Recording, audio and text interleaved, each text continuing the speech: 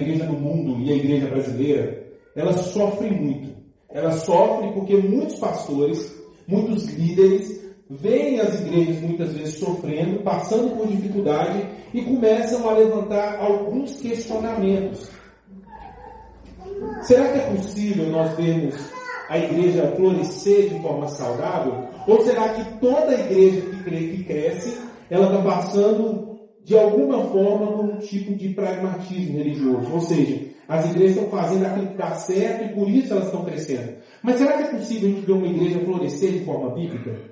E a gente vai conversar um pouco sobre isso hoje. Mas antes mesmo da gente iniciar esse bate-papo, eu quero que você abra sua Bíblia comigo, porque o que nós vamos falar aqui tem que estar fundamentado pelas Escrituras Sagradas, porque senão perde o valor. Você vai abrir para mim na sua Bíblia, no livro de Efésios, capítulo 4, no verso de número 15.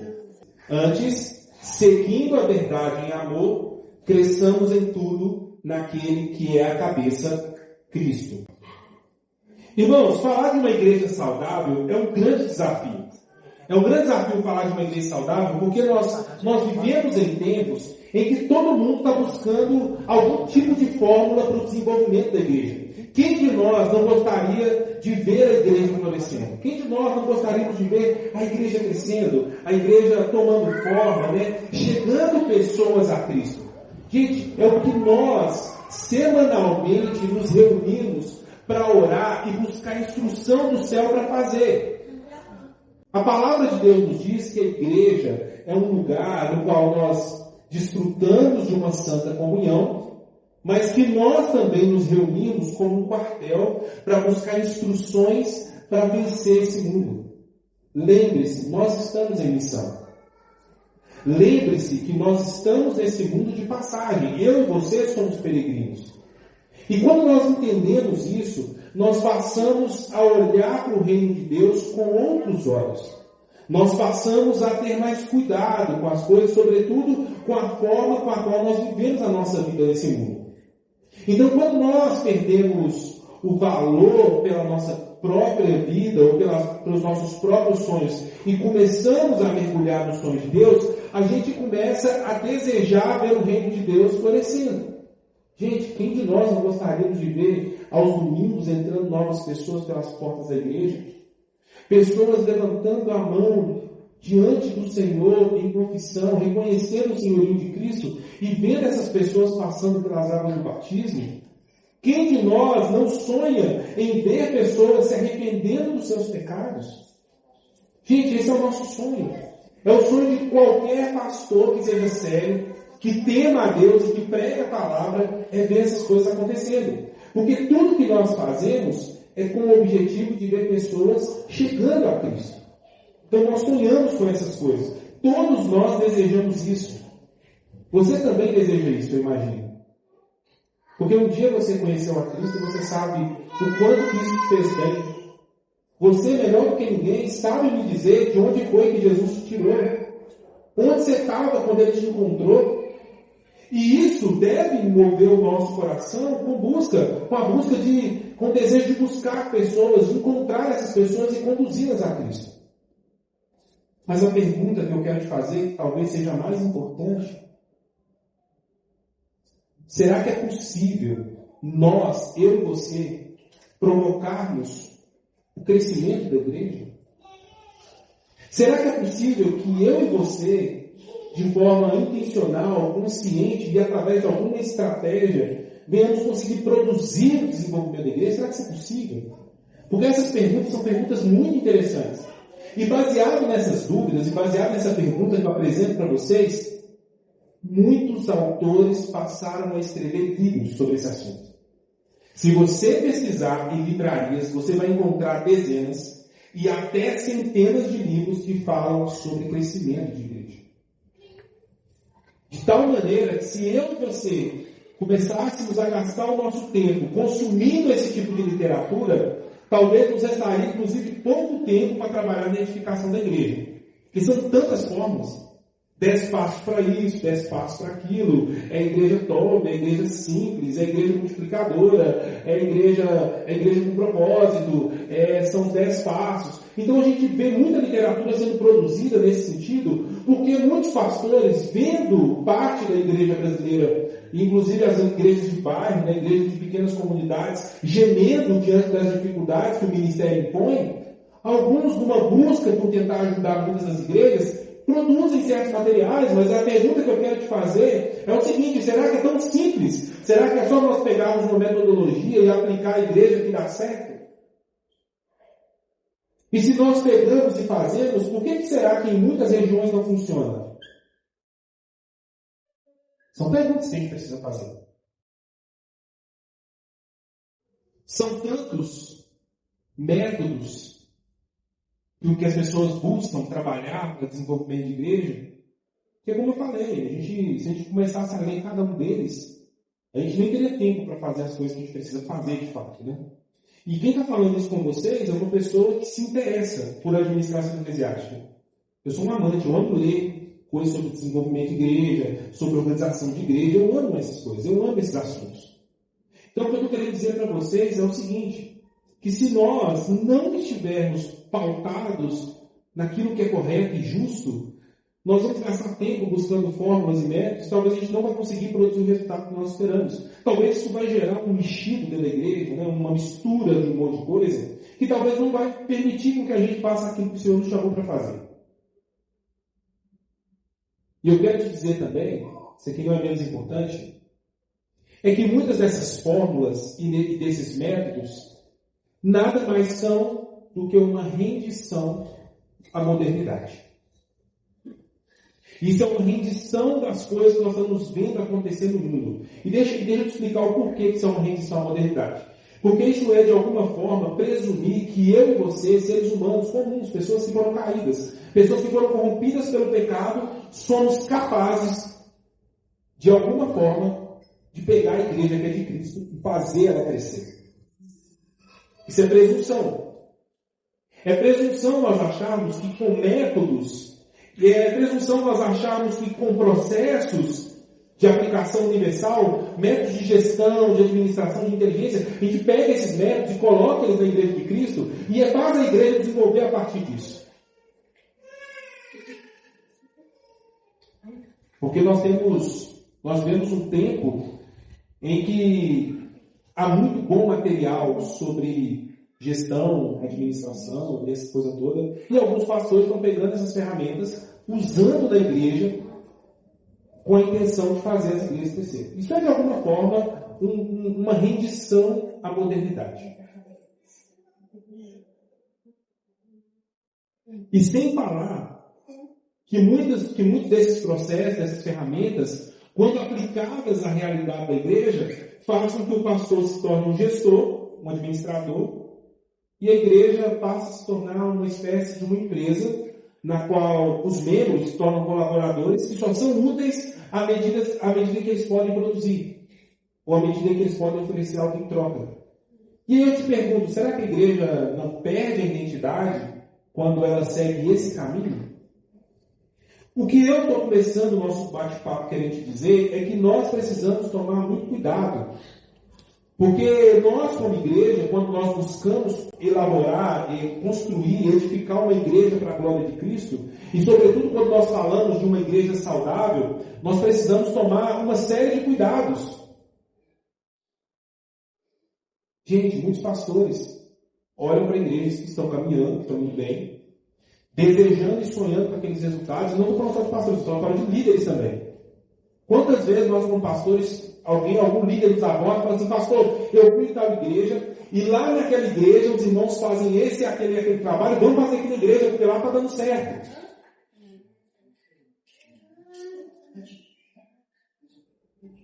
E aí, muitas vezes, pela falta de cuidado, a gente vai aplicando mecanismos, sistemas e processos na igreja, e faz a igreja parecer uma empresa, faz a igreja parecer, o pastor parece muito mais um gestor de sucesso, né? Então, deixa eu falar um negócio, presta atenção aqui.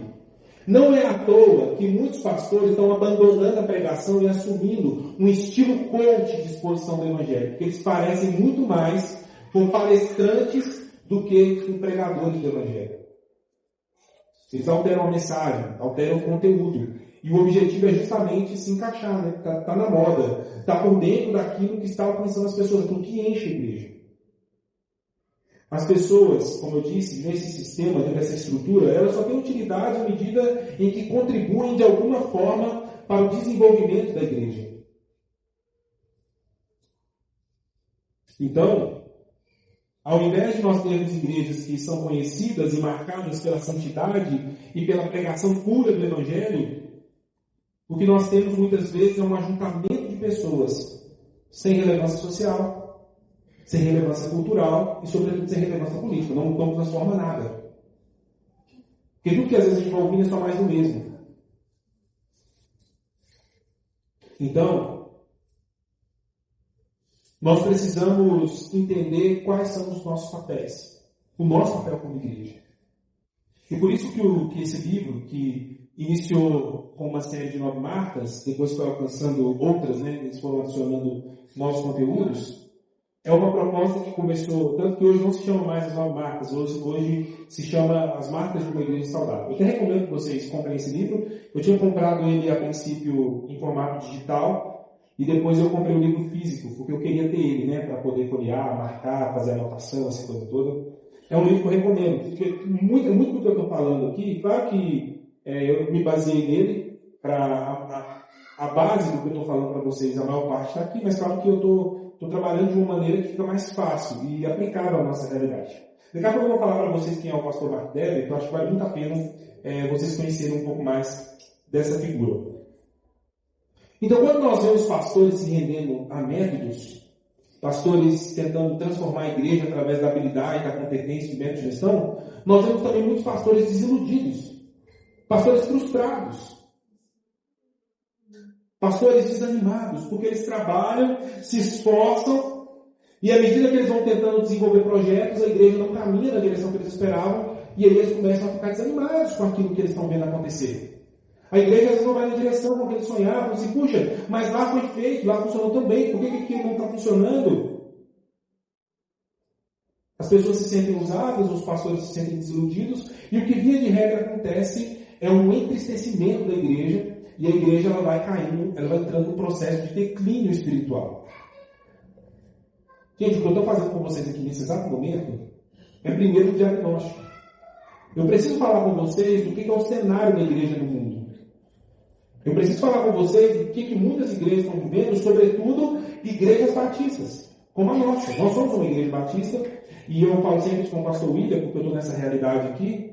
A gente sempre tem a oportunidade de conversar com alguns pastores mais novos, pastores mais velhos, e a gente vai percebendo esse movimento, de pastores muitas vezes animados. Gente, isso não é um problema exclusivo batista, é um problema de muitas igrejas, é um problema das dificuldades que o nosso tempo impõe.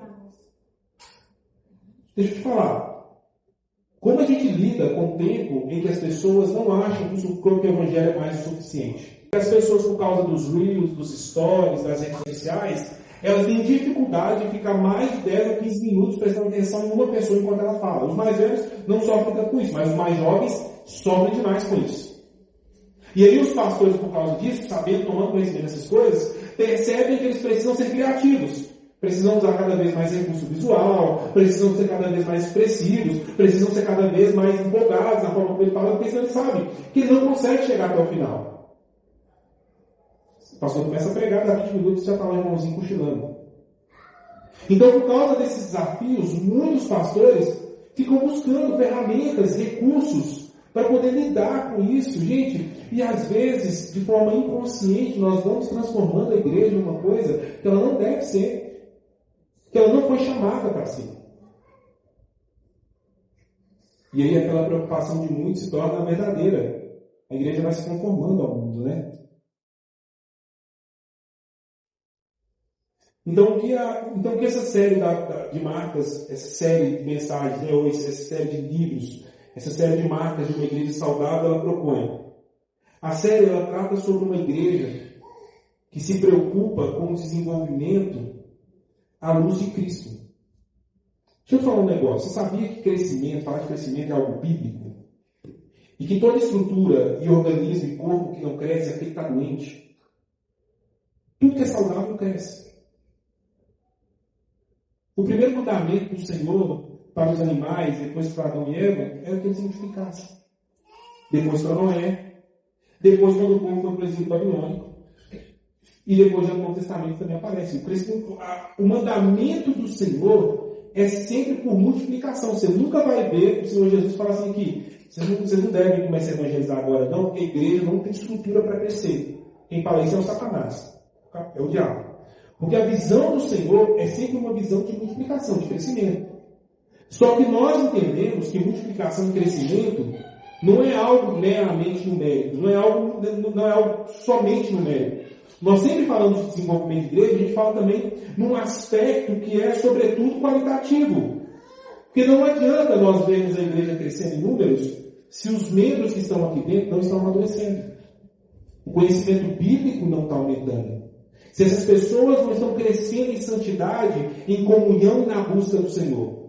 Se aquele irmão que chegou na igreja em algum momento como um crente, como um discípulo de Jesus, se em algum momento da trajetória dele não começou a discipular alguém, isso não está fazendo sentido. Porque se eu e você fomos chamados por Cristo para segui-lo, e também, daqui a pouco vou citar também a questão do discipulado,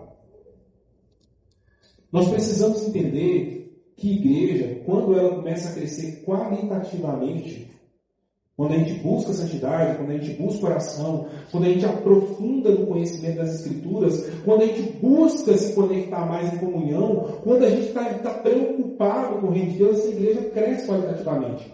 O que significa? Aqueles membros que vivem dando trabalho para nós, pastor, eles param do trabalho. Aqueles crentes que são sempre imaturos a vida inteira, a gente vê essas pessoas de repente começando a se sentirem responsáveis por outras pessoas. Eu gosto sempre de usar essa ilustração, porque eu acho que ela representa bem o que eu quero dizer quando eu falo sobre maturidade. O que diferencia uma criança, por exemplo, de um adulto?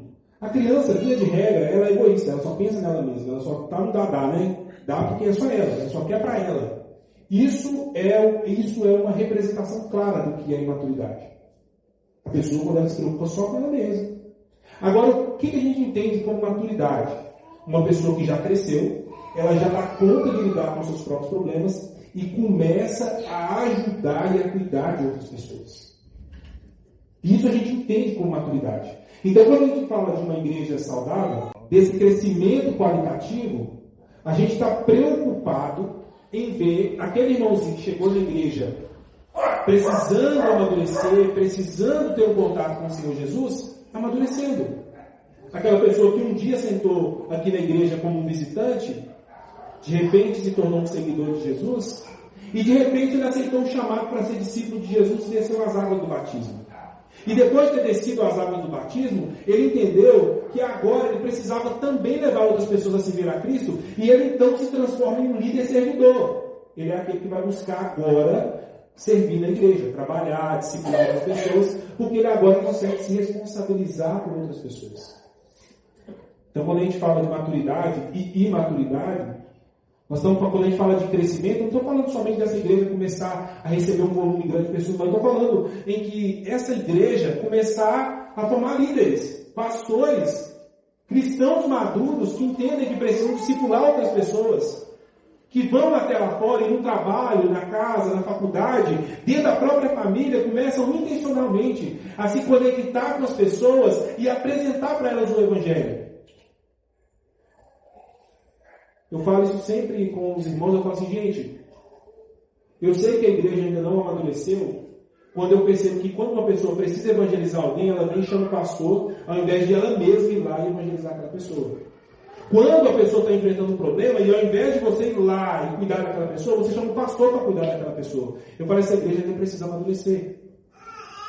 Porque o mandamento bíblico é que nós venhamos cuidar uns dos outros. E isso é produzir maturidade.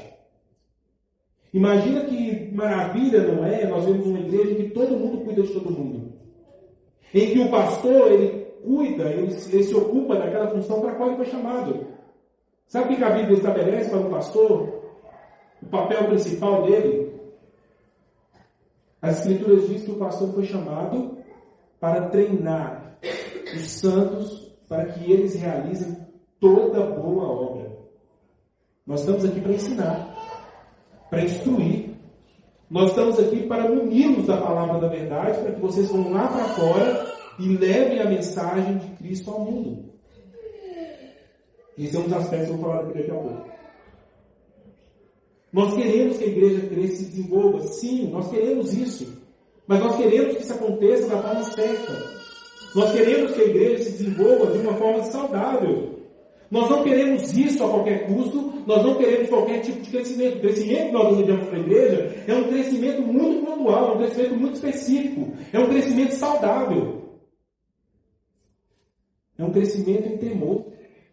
É um crescimento em amor. É um crescimento em comunhão, em conhecimento das Escrituras. É um crescimento em serviço. É um crescimento em humildade. É um crescimento em exortação e em amor fraterno. É um crescimento em temor. É um crescimento de uma igreja que cada vez mais ela se desvia mais da aparência do mal, de maneira que um avivamento dessa igreja se torna inevitável. Essa igreja se torna uma referência. Ela brilha para esse mundo. E essa igreja experimenta algo que diz lá em Atos, que fala assim, que a igreja caiu na graça do povo. E a cada dia, a palavra diz, o Senhor ia acrescentando aqueles que iam sendo salvos. E você sabe o que é? Já ouviu falar o que é uma igreja que cai na graça do povo? Deixa eu te falar, você não precisa se preocupar. Todo mundo quer estar nessa igreja. Ela começa a encher, naturalmente, porque Deus vai acrescentando. E não é algo que nós estamos correndo para provocar, é Deus que vai fazendo. Sabe por quê? Porque o Senhor, quando uma igreja ela se esforça na direção certa, presta muito atenção nisso que eu vou te falar aqui, presta muita atenção. Quando uma igreja ela prega a mensagem do Evangelho com amor, fidelidade e piedade, o Senhor olha para essa igreja e fala assim, ali tem uma igreja que as pessoas precisam conhecer. E Deus começa a direcionar as pessoas para aquele lugar. Deus começa a mandar as pessoas para aquele lugar. Por que muitas vezes no bairro, onde tem dezenas de igrejas, Deus manda pessoas para aquelas igrejas, para algumas específicas? É porque ali tem alguma mensagem que Deus quer que as pessoas ouçam. Porque é Deus que vai acrescentando a cada dia. Então, o crescimento, o desenvolvimento de uma igreja não é algo que nós podemos provocar. É Deus que opera. Veja o que o apóstolo Paulo fala em Coríntios. Ele fala assim com aqueles irmãos. Ele fala assim, vejam bem. Eu, Paulo, plantei. O Apolo regou. Mas quem que deu o crescimento? Gente, é Deus. Agora, cabe a nós, como igreja, fazer o que o Senhor nos mandou fazer. Eu tenho dito isso para alguns irmãos da comunidade, eu falo assim, gente, a única coisa que eu preciso é que Deus me encontre fazendo aquilo que Ele me mandou fazer quando Ele me chamou. A minha obra nunca vai estar completada, mas no dia que Ele voltar, Ele só precisa me encontrar no lugar que Ele quer que eu esteja, pregando a mensagem que Ele quer que eu pregue. E que o Senhor nos livre de nós estarmos fora do centro da vontade dEle quando Ele voltar. E aí a pergunta que eu quero te fazer é, você está no lugar que Deus quer que você esteja? Você está fazendo o que Deus quer que você faça? Eu sempre falo isso com os irmãos, eu falo assim, eu me esforço, me frustro e muitas vezes eu choro, porque aquelas pessoas que nós amamos, o pastor William, às vezes vem e morde nossa canela mesmo. Às vezes é muito duro mesmo, às vezes o ministério traz lágrimas, ele traz traição consigo mesmo, mas essa convicção de saber que nós estamos no centro da vontade de Deus é o que nos mantém seguros, porque é aqui que Ele precisa me encontrar quando Ele voltar, fazendo o que Ele me mandou fazer. Esse pastor Mark Dever, o tempo já está acabando. O pastor Mark Dever é um pastor de uma igreja lá em Washington, Estados Unidos. Ele é um pastor batista, como eu e o pastor William, e ele assumiu uma igreja que estava passando por um momento profundo de dificuldade. E aí ele entendeu, e aí ele foi realizando o trabalho que ele tinha que realizar naquela igreja, e aí o Senhor foi dando para ele uma percepção, não de como fazer a igreja crescer, mas quais são as marcas de uma igreja que é saudável. Tendo 5, tendo 10, tendo 3 mil pessoas. O número, para a gente, não é determinante para dizer se uma igreja é saudável ou não. Isso para nós não é determinante. Porque o mesmo Deus que opera na igreja de 3.000 é o Deus que opera na igreja de 5. Que é o Deus que se manifesta quando tem 2 ou 3 reunidos, é o mesmo Deus. Então não é esse número que me diz se uma igreja é saudável, se ela é bíblica ou não. Não é isso. E nós também não devemos ser aqueles que ficam gastando nossa vida correndo atrás desses números. Mas é interessante é que quando nós nos dedicamos a aplicar as marcas de uma igreja saudável, e eu sou testemunha disso, a igreja começa a florescer. E ela floresce como ela precisa florescer. Ela segue o caminho que ela precisa seguir. É como eu disse, às vezes tem lágrimas, às vezes tem traição, as dificuldades elas continuam acontecendo. Só que a gente começa a ver a igreja indo numa direção que nós nos alegramos.